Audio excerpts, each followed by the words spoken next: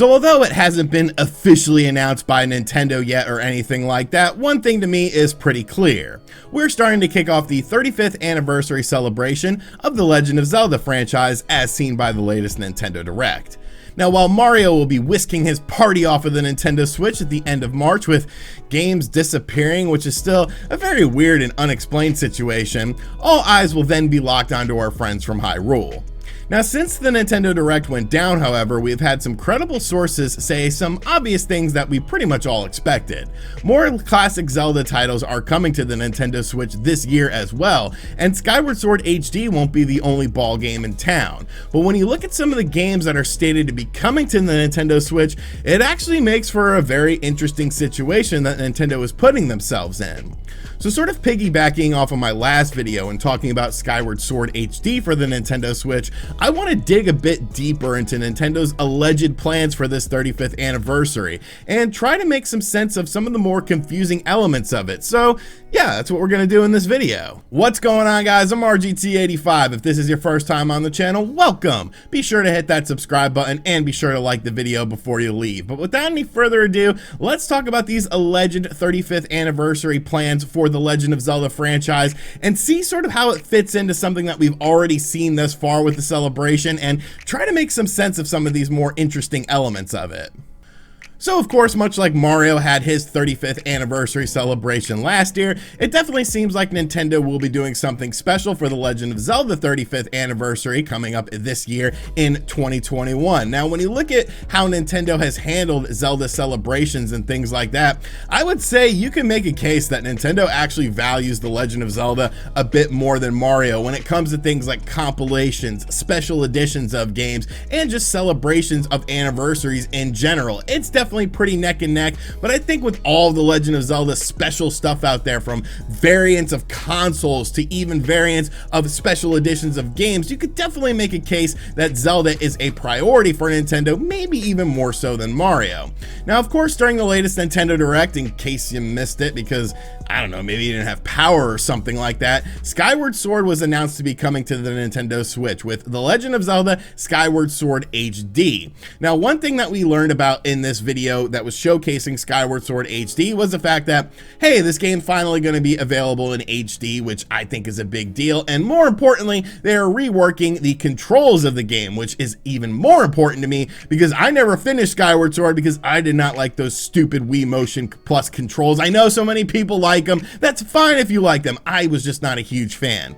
Now, you will be able to use your Joy-Cons such as a Wiimote with one sort of mimicking the shield and one sort of mimicking the sword if you want to, but you can use a second analog stick to basically control how the sword is used in Skyward Sword HD. So if you want to slash up, you hit up on the analog stick. You want to slash down, you hit down. And I think that's a big quality of life improvement. Now, of course, since then, it was announced that this game would be a full $60 release, which is what we talked about in the previous video that I suggest you guys go check out after watching this video, because I don't think you necessarily have to watch it first for it to make sense in the grand scheme of things like this. And of course, people on the internet were a bit upset by this, especially when you compare it to what other companies are doing with their back catalog of games. That's something we get more into in that video.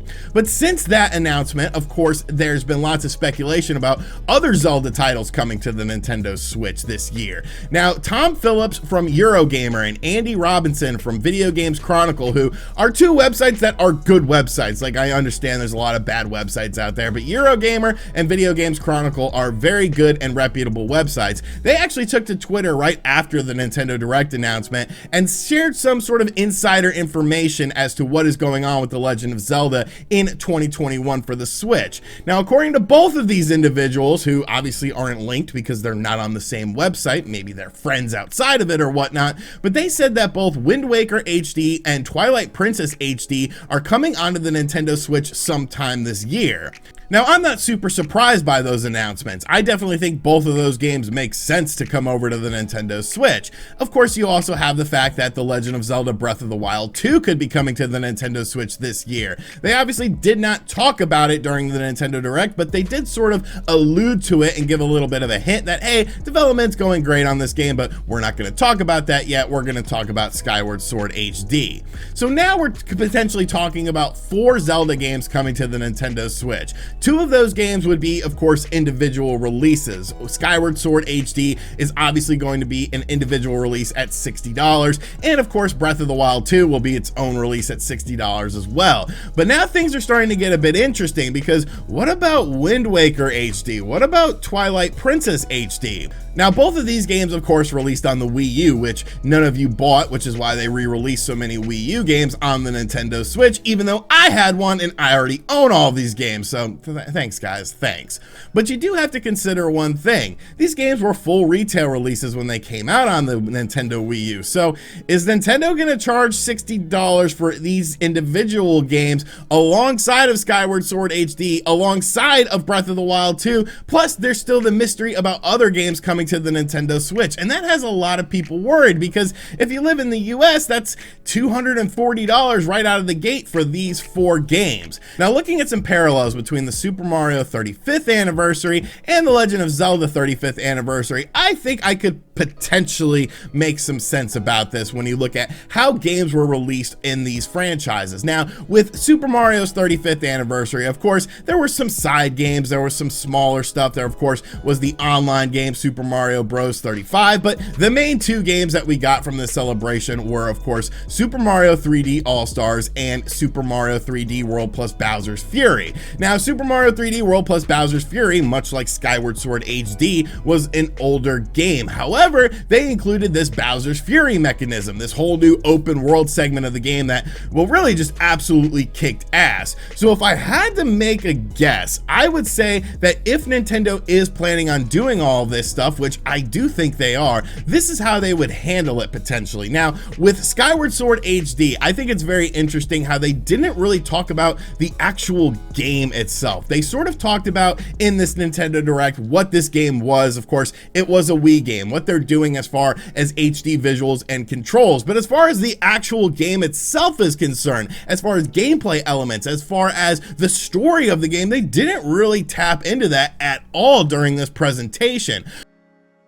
So based on that, I definitely feel that Skyward Sword HD is going to have additional content in it, much like Super Mario 3D World plus Bowser's Fury had additional content in it. Of course, we've seen the improved graphics now, we've seen the improved controls, but what about some sort of extra incentive for people who have already played the game? I think the long runway up to this game, up until July, is another very interesting thing, because we're going to be learning more about this game. Right now, it's just quality of life improvements and, of course, HD visuals, but I definitely think there's going to be additional story elements. I definitely think there's going to be potentially additional dungeons in the game as well, especially when you look at how much source material they have now from other Legend of Zelda games. So I'm not completely under the notion that this is just going to be a Wii port with HD visuals and slightly better controls for people who prefer a more traditional control method. I think this game is going to be the Super Mario 3D World plus Bowser's Fury game, a core game with added stuff into it to add that $60 incentive. Now, when it comes to Wind Waker and Twilight Princess HD, that's where things get a little bit more interesting, I feel, because I don't know if you could release those individually. Now, that's not to say that the games wouldn't sell. Skyward Sword HD is already the #1 selling game on Amazon right now, of course, because everyone is wanting to buy it. But I think people's wallets would start getting a bit drained if you're releasing these games at $60 a pop. So could this be potentially the 3D All-Stars collection portion of the game, where they have Twilight Princess HD, Wind Waker HD, and maybe another game on there, or maybe not, maybe just a 2-pack of this game, and then release that at $60. Now, you might be saying to yourself, well, why would they release a Wii game at $60 but bundle in 2 Wii U games at $60? And that's simply because of the fact that it wouldn't take a lot of effort to put these on the Nintendo Switch. Like I said, these games are already done in HD. They were done in HD for the Nintendo Wii U, so it would be a simple port job, whereas with Skyward Sword, that game was not designed with HD in mind, so you have to do a lot more reworking, and of course the controls of the game need to be modernized as well with Skyward Sword, whereas Twilight Princess and Wind Waker don't need that treatment because, well, they were on the Wii U and they were already great playing games, and of course you can play these games more traditionally on the Nintendo Switch. Now, beyond that, you gotta wonder, like, what about other classic Zelda games? Obviously, a game that Nintendo likes to re-release is the Ocarina of Time, and games like Majora's Mask are even getting some love. What about Zelda 2 from the NES? Could that potentially see some sort of redone revisioning of this game? What about offshoot games in the Legend of Zelda franchise? When you look at the Legend of Zelda, it's probably had the most releases out of any mainline Nintendo franchise. Yes, even Mario included, with just how many offshoot games they've had, with games like Triforce Heroes and of course Four Swords and things like that. Could we see a multiplayer experience Zelda game? I'm not really sure. I think we're going to see a lot of Zelda stuff, but these latest rumors are definitely making things very interesting, because is Nintendo going to try and charge you $60 for each of these individual games to get maximum money out of you, or are they going to compile some of these into a compilation? Is Skyward Sword HD going to have additional content in it to maybe justify that $60 purchase a little bit more for people who played the game to death on the Wii? It's going to be a very interesting situation, and I think we're going to learn more about this as time goes on. And I definitely think that games like Wind Waker HD and Twilight Princess HD are coming to the Nintendo Switch, but it's more about how they're coming to the Nintendo Switch. And then you have the really big elephant in the room. Are these just going to be timed releases, much like we saw